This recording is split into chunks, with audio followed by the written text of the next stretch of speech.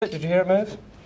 I heard noise. You heard noise, but you didn't touch it? No. All right, let me just show you first of all. There's a CCTV camera up there. Okay. We were actually filming that from above. I want to demonstrate something to you here and show you exactly what did just happen in the spirit cabinet. Follow me up here. You need to turn so you can see this. Do I need to rewind this? It's rewound. It's rewound, okay. Just stand here for me.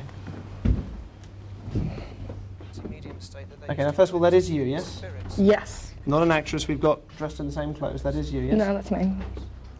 Put your hand there. Putting your hands on your legs. And your feet flat on the floor. You definitely didn't touch the tambourine? I didn't touch it. All right, okay.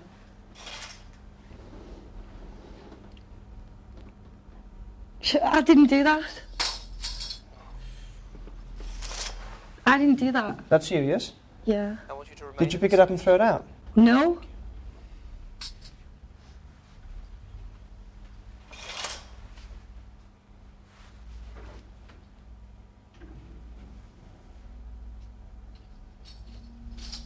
I swear to God, I didn't do that. I didn't do that. How does that feel then, watching that? Confusing. But that is definitely you? Uh-huh. Yes? Yeah. But I didn't. Honestly, I didn't touch it. All right, have a seat for a second. It is weird and it is unsettling. It's unsettling because your mind can play this trick on you and make you do things that you've got no awareness of. This is what used to happen in many Victorian seances. The medium would produce phenomena which were fraudulent. But she herself wasn't really a fraud because she had no memory of doing it, she had no awareness of doing it. She absolutely believed they were real. This is called unconscious fraud. And it explains a lot of these things that went on in Victorian seances. Thank you for doing that. I realise that's a bit freaky to see. Okay. Yeah. So, do you want to go? Me? Mm-hmm.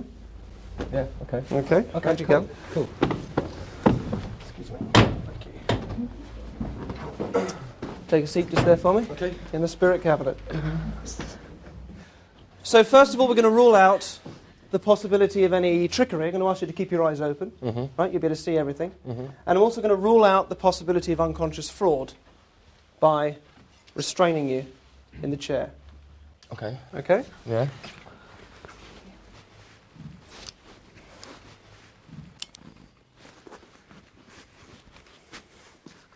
Okay, no trickery. You keep your eyes open. No unconscious fraud. He can't move. Okay? Yeah, just checking it's tight, yeah. Great. Yeah. Okay. So we're just going to give him a few seconds. And did you just move the curtain? No. Did you all see that? Awesome.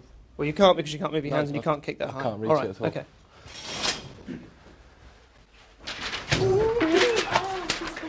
Oh, God.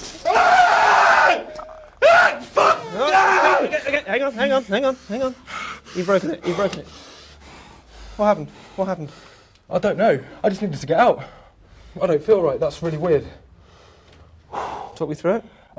You're shaking. Yeah. I don't know. I was sat there. Yeah? You shut the curtain. Yeah? And I just freaked, man. You all right? Feel. Yeah, no. Feel. Yeah, you should all have a feel. Seriously. You all right? Yeah, I'm all right. Yeah. You broke the restraints. Those are tough luggage straps. That was really, really weird. That built up. I just had to get out. Okay. I'm going to take a break and I'll talk to you and make sure that you're okay. Yeah, cheers. All right? Okay, cheers. So there's a number on the screen. I want you to ring the screen if you feel anything untoward is happening at home. For the next part, you're going to need a pen and paper and something to lean on. We're going to take a few minutes break and see you in a bit. Okay, have a seat for a minute. Let me just...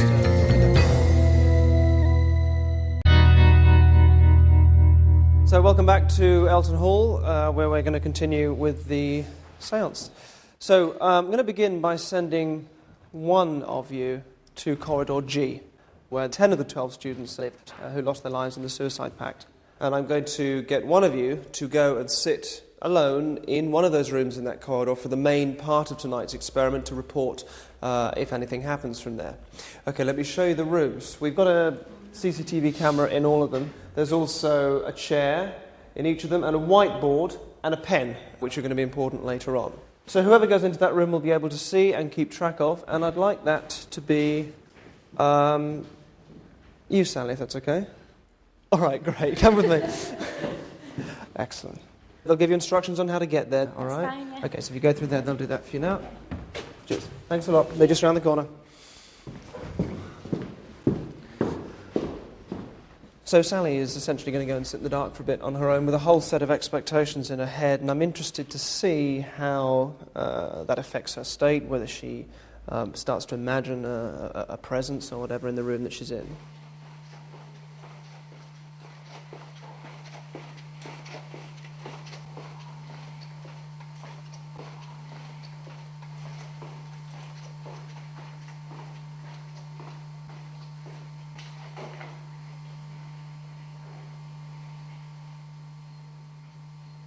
Derren? Yes. Is she in the corridor? In the corridor. All right, fantastic. Okay. Oh, there she is. Hi, Sally. Can you hear us? Sally, can you hear us? Yeah. You're in the corridor where 10 students lived. 10 out of 12 students who were manipulated and essentially murdered by a charismatic young man under whose spell they fell. In a moment, I'm going to ask you to walk down the corridor. As you do, I'd like you to have a look at the door numbers, just have a look at them all. And then you're going to go and stand in front of one of the doors, all right? Yeah. And that will be the room that you're going to go into. Yeah. All right? Does that make sense? You're going to go and stand in front of one of the doors. So just start walking down for me now. Just have a look at all the doors as you go. Just really get a sense of that corridor. Look at all the doors, the door numbers. Get a sense of the corridor, a sense of where you are. And just let one of those draw you to it, either the number or the door itself, or a sense of what the room is like behind it, I don't know, but just let one of them draw you to it.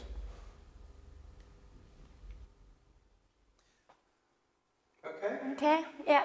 Alright, great. Now there's a camera inside, so I'll be able to see, but I'd like you to go in for me. It is probably fairly dark in there, so as you go in, I want you to see where the chair is. On the chair, there's a few bits and pieces. There's the whiteboard and pen. You'll need to take those off and just put them on the floor. Yeah. Great. Just put those on the floor and take a seat for me. Okay. Now, it's fairly dark in there, but it's not pitch black, is it? The curtains are open, I think. So your eyes will become accustomed to the light in a minute, and you'll be able to see what there is. Now, you're right there for a bit. Yeah, I'm okay. So you're just there to tell us anything that maybe goes on in that room. You're going to keep us posted about what's happening over that side of the building. All right, great. So we're going to come back to you and speak to you in a bit. For now, can we just turn Sally's sound off? Can you hear us now, Sally? Okay, great. Many Victorian mediums claim to be able to tell details about a person's life from photographs of them. And I want to give you guys here and the viewers at home a chance to see what they can sense about our 12 students from photographs of them. Okay? Let me show you this.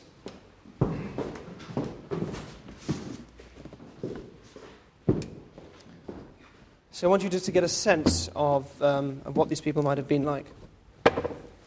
There's also some envelopes in here, which we'll come back to later. There's an envelope for each one of the students, all right? We'll need those later on. For now, let me just lay these out. Debbie, Nigel, Patty, Gary, Dave, Emily, Keith, Jane, Jim, Dave, that's Tina and Lena. So all of you guys do have a look at them, and also at home as well if you want to get close enough to your TV set so that you can see the names clearly under the photographs too. Come in really close. It's really important that you concentrate on this at home and follow the instructions that I give you to the letter. Otherwise, much of tonight's séance will be lost on you.